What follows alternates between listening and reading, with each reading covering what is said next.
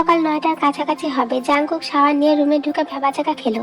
চুল মোছা বাদ দিয়ে সে হাঁ হয়ে তাকিয়ে আছে, কারণ তে তার ড্রেসিং টেবিলের সামনে দাঁড়িয়ে ঠোঁটে লিপস্টিক লাগাচ্ছে।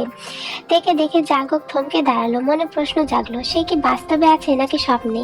তে তো তার ঘরে আসার কথা না। এসেছে তো এসেছে, আবার সাজগোজ করছে। জাংকুক নিজের চোখে বিশ্বাস করতে পারছে না। তের এতটা সাহস কি করে হলো? এত সাজগোজি বা করছে কেন? দুধে আলতা গায়ে লাল টুকটুকে শাড়ি, ঘন পাপড়িতে ঢাকা চোখ, কাজল রেখা অপরূপ মায়া ছড়াচ্ছে। ভেজা চুল পিঠ জুড়ে ছড়িয়ে তের সৌন্দর্যকে আড়াল করার চেষ্টা করে চলেছে। হাত ভর্তি কাচের চুড়ির ইঞ্জিন আওয়াজে সারা ঘরময় তের অস্তিত্বের প্রমাণ দিচ্ছে। তবে কি এটা সত্যি? জাংকুক অবাক নয়নে তাকিয়ে আছে, মুখে কথা নেই। সে আসলে বোঝার চেষ্টা করছে তে কি সত্যি তার ঘরে এসেছে নাকি স্বপ্ন দেখছে। জাংকুকের অবস্থা দেখে ফিক করে হেসে উঠল তে। চুরির ইঞ্জিনের সাথে সেই হাসির শব্দ অপূর্ব শোনালো। তে লিপস্টিকটা রেখে কাজল হাতে নিয়ে পড়তে পড়তে বলল, এভাবে তাকিয়ে আছেন কেন? জাংকুক নিজেকে সামনে নিয়ে বলে উঠল, তুই হঠাৎ? কথা শেষ করার আগে তে জবাব দিল, আপনার কাছে এসেছিলাম। আমার কাছে? তে জাংকুকের দিকে ঘুরে তাকিয়ে মিষ্টি হাসলো। আমাকে কেমন লাগছে? জাংকুক ভ্রু কুঁচকালো। কেমন লাগছে সেটা পরের বিষয়, হঠাৎ এমন লাগানোর কারণ কি? তে জাংকুকের দিকে এগিয়ে এসে একদম মুখোমুখি দাঁড়ালো। তের চোখে ভয় কিংবা দ্বিধা কোনোটাই নেই। তে কখনো জাংকুকের চোখে চোখ রেখে কথা বলেছে বলে জাংকুকের মনে পড়ে না। তবে আজ কি করে বলবে? জাংকুকের ধারণা বদলে দিয়ে তে বলে উঠল, আসলে কি বলুন তো, আমি তো জেনির বড় বোন। এখন আমার বিয়ের আগে জেনির বিয়ে হয়ে গেলে লোকে বলবে আমার কোনো খুঁত আছে, তখন আর আমার বিয়ে হবে না। তাই ভাবছি আপনাদের আগে বিয়েটা করে নেব। তের কথায় প্রচন্ড রেগে গেল জাংকুক। রাগে চোখে তাকে বলল, এসবের মানে কি? কাকে বিয়ে করবি তুই? আহা, চাপ নেবেন না, আমার বিয়ে নিয়ে আপনাদের ভাবতে হবে না। আমার পাত্র আমি নিজেই জোগাড় করব। গতকাল ম্যাট্রিমনির সাইট থেকে কয়েকজন পাত্র দেখেছি, আজ একজনের সাথে মিট করতে যাচ্ছি। সেই জন্যই আপনার কাছে এসেছিলাম। আমাকে একটু ড্রপ করে দিন না প্লিজ। মানে কি, কোথায় যাবি তুই? কেন, রেস্টুরেন্টে? এত সাজগোজ করলাম কি এমনি এমনি? একটা ছেলের সাথে কথা হয়েছে, বলেছে আজ মিট করতে। আগে আমরা কথা বলবো, তারপর ঠিকঠাক থাকলে গার্জিয়ান নিয়ে আসবে। ওই যে ইংরেজিতে বলে না, ব্লাইন্ডেড। তের কথা শেষ হওয়ার আগে চেঁচিয়ে উঠল জাংকুক, তে। তে কি জাংকুকের রাগের কারণ বুঝলো নাকি বুঝলো না সেটা বোঝার উপায় নেই, কারণ সে ভয় পাওয়ার বদলে গোবেচারা মুখ করে বলল, আপনি রেগে যাচ্ছেন কেন? আচ্ছা, আপনার যেতে হবে না, আমি একাই যেতে পারবো। তবু রাগ করবেন না প্লিজ। তের কথা শুনে জাংকুকের মেজাজ খারাপ থেকে আরো খারাপ হচ্ছে। রাগে কটমট করে বলে উঠল, কার অনুমতি নিয়ে এত বড় সিদ্ধান্ত নিয়েছিস? কেন? মা, চাচা, চাচি সবার অনুমতি নিয়েছি তো। আসলে এখন বিয়ে করাটা জরুরি ছিল না, কিন্তু আমি তো পড়াশোনা করিনি, তাই আমার নিজের পায়ে দাঁড়ানোর উপায় নেই। তার মধ্যে ছোট বোনের আগে বিয়ে হওয়ায় যদি আমার আর বিয়ে না হয়, তাহলে সারা জীবন আপনার আর জেনের ঘাড়ের ওপর বসে খেতে হবে। আমি সেটা চাই না। যদি চাকরি করতে পারতাম তাহলে এতটা চিন্তা করতাম না। এখন চিন্তা করতে হচ্ছে, তাই সিদ্ধান্ত নিয়েছি আপনাদের বিয়ের আগে, মানে এই সপ্তাহে আমি বিয়ে করব। চাচা, চাচি, মা সবাই তাতে রাজি। বাহ, ভালোই জবাব দেওয়া শিখে গিয়েছিস দেখছি। তার মানে তুই পড়াশোনা করিসনি, এই নিয়ে তোর কোনো আফসোস নেই, তাই তো? একদম না, সবাই তো আপনার মতো শিক্ষিত মেয়ে বিয়ে করতে চায় না। তাছাড়া আমি একেবারে পড়াশোনা করিনি এমন তো না, মাধ্যমিক পাশ করেছি, তাও ভালো রেজাল্ট করে। আর এদেশের বেশিরভাগ ছেলেই চাই তার বউ একটু অল্প স্বল্প শিক্ষিত, কথাবার্তা কম বলবে, সংসারে কাজ করবে, বাচ্চা কাচ্চা মানুষ করবে। সেদিক থেকে আমি একদম ঠিক আছি। বাসার সব কাজ করতে পারি, কথাবার্তা কম বলি, আর বাচ্চাদের পড়ানোর মতো যোগ্যতা তো আমার আছে, তাই না? তাই বিয়ে নিয়ে ঝামেলা হওয়ার কথা না। তাছাড়া দেখতে একেবারে খারাপ না। রূপের অহংকার করছিস? রূপ থাকলে বিয়ে হয়ে যায়? কেন, আপনার কি মনে হচ্ছে আমার বিয়ে হবে না? ও, আপনার তো এমন মনে হবেই। আপনার কাছে তো আমাকে বয়স্ক মনে হয়। চিন্তা করবেন না, আমি সিদ্ধান্ত নিয়েছি একটু বয়স্ক ছেলেকে বিয়ে করব, যার কাছে আমাকে ছোট বলে মনে হবে। আমার যে আহামরি বয়স হয়ে গিয়েছে তা তো না, এখনো 22-এ পা দিইনি। এটাই বিয়ের পারফেক্ট বয়স। এই ধরুন 27-28 বছরের কোনো ছেলেকে বিয়ে করব। এর চেয়ে কম বয়সী ছেলেদের বিয়ে করা উচিত না। এরা আসলে প্রেমের জন্য পারফেক্ট হলেও বিয়ের জন্য পারফেক্ট না। 25-এর নিচে ছেলেরা তুলনামূলক রাগী আর জেদি হয়, নিজের ভুল সহজে বুঝতে পারে না, এদের মাঝে কেয়ারিং ব্যাপারটা নেই। মেয়েরা স্মার্ট বেপরোয়া ছেলেদের সাথে প্রেম করতে চাইলেও বিয়ের সময় চায় কেয়ারিং একটা হাজবেন্ড। বেপরোয়া বদমেজাজি যখন তখন গায়ে হাত তুলবে এমন ছেলেকে বিয়ে করে জীবন নষ্ট করতে চায় কে বলুন? তাই 25-এর নিচে ছেলেরা লিস্ট থেকে বাদ দিয়েছি। জানেন তো, ম্যাট্রিমনিতে নিজের পছন্দ মতো পাত্র খোঁজা যায়। তুই কি কথাগুলো আমাকে বললি? না, তবে কেউ যদি নিজেকে বেপরোয়া বদমেজাজি জেদি যখন তখন গায়ে হাত তুলবে এমন ভাবে, তাহলে আমার কি করার আছে? জাঙ্কুক দাঁতে দাঁত চেপে পড়ল। একটু বেশি পকপক করছিস না? একদম না, আমি শুধু মনের কথাগুলো বললাম।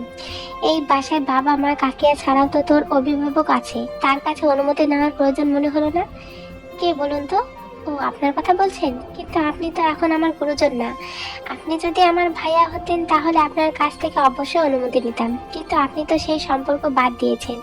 মুখ ভরে শালিকা শালিকা বলেন। শালিকার জীবনের সিদ্ধান্ত নেওয়ার অধিকার তো বোনের জামাই নেই, তাই না?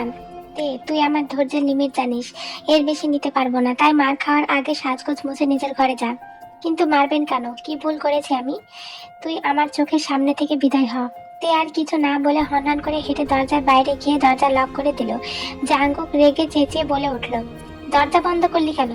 আমি বাইরে যাব, কিন্তু আপনার যে চরিত্র, আপনি ঝামেলা করবেন তাই লাগিয়ে দিলাম। আমি তোকে খুন করে ফেলবো, বলে দিলাম। আমাকে রাগাস না, দরজা খোল।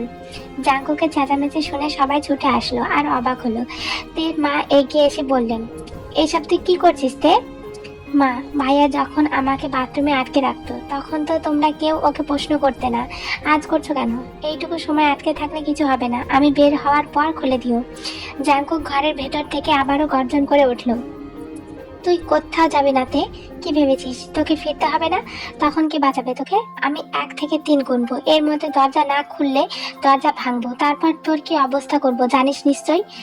কিছু না বলে দরজা খুলে দিল। জাঙ্কুক রাগে গজগজ করতে করতে বাইরে আসলো। চুপচাপ নিজের ঘরে যা, না হলে পা দুটো ভেঙে ঘরে ফেলে রাখবো। কিন্তু কেন? কি অন্যায় করেছি আমি? আমার বিয়ে না হলে তো আপনাদের ক্ষতি, সারা জীবন আমার দায়িত্ব নিতে হবে। তাছাড়া আমি তো আপনাদের বিয়েতে আপত্তি জানাইনি, তাহলে আপনি জানাচ্ছেন কেন? জাঙ্কুক উত্তর দেওয়ার আগে জাঙ্কুকের বাবা বললেন, তে তো ঠিকই বলেছে জাঙ্কুক, তুই জেনেকে বিয়ে করবি, শপিংও করে ফেলেছিস, তাহলে এখন তের সাথে এমন করার মানে কি? আপত্তি জানাচ্ছি না, আমি কিছুই করছি না। যা, গাড়িতে যা, আমি চেঞ্জ করে আসছি। না লাগবে না, আপনার যেতে হবে না। একটু আগেই তো বলছিলি যেন ড্রপ করে দিই, এখন আপত্তি করছিস কেন? আপনি ওখানে গেলে ঝামেলা করবেন, তাই যেতে হবে না। ঝামেলা করবো কেন? নিজেকে এতটা গুরুত্বপূর্ণ ভাবার কোনো কারণ নেই। তোর প্রতি আমার কোনো রকম অ্যাট্রাকশন নেই, তাই তোর বিয়েতে আমার কোনো আপত্তিও নেই। আলহামদুলিল্লাহ। তবে প্রমিস করুন, যাই ঘটে যাক আপনি কোনো সিন ক্রিয়েট করবেন না। করবো না, কথা দিলাম।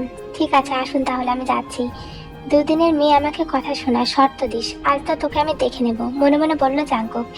গাড়িতে যেতে যেতে জাঙ্কুক আসলো। জাঙ্কুক ড্রাইভ করবে তাই সামনে বসেছে।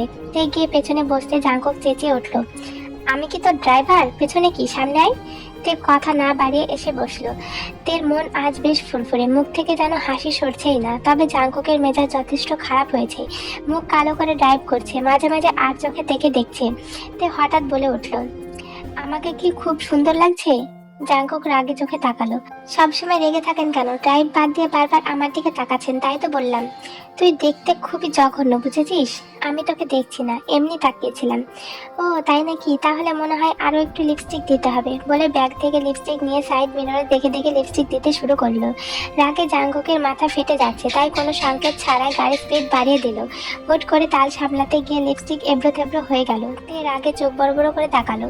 জাঙ্কুকের মুখে দুষ্টু হাসি দেখে আরো খেপে গেল সেও কোনো কিছু না বলে মুখ বাড়িয়ে জাঙ্কুকের সাদা শার্টে লিপস্টিক মুছে দিল।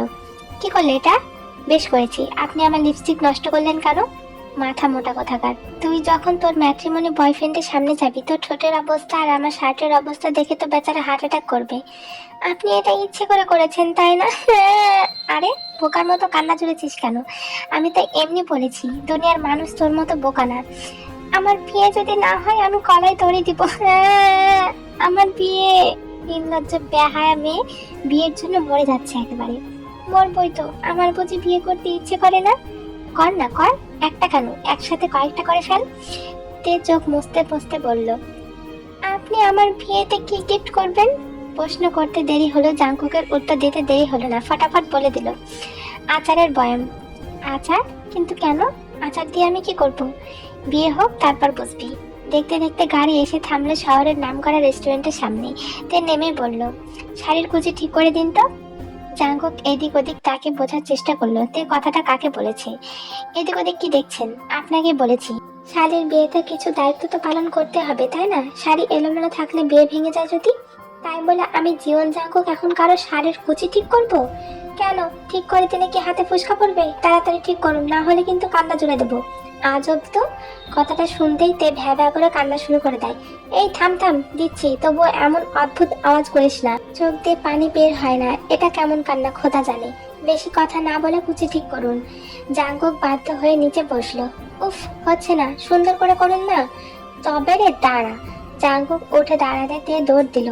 আরে ইডিয়েট, আসতে যা। যে ছেলে দেখা করতে এসেছে তোকে এই অবস্থায় দেখলে তো ভাববে মেয়ের সাথে নয় ঘোড়ার সাথে মিট করতে এসেছে।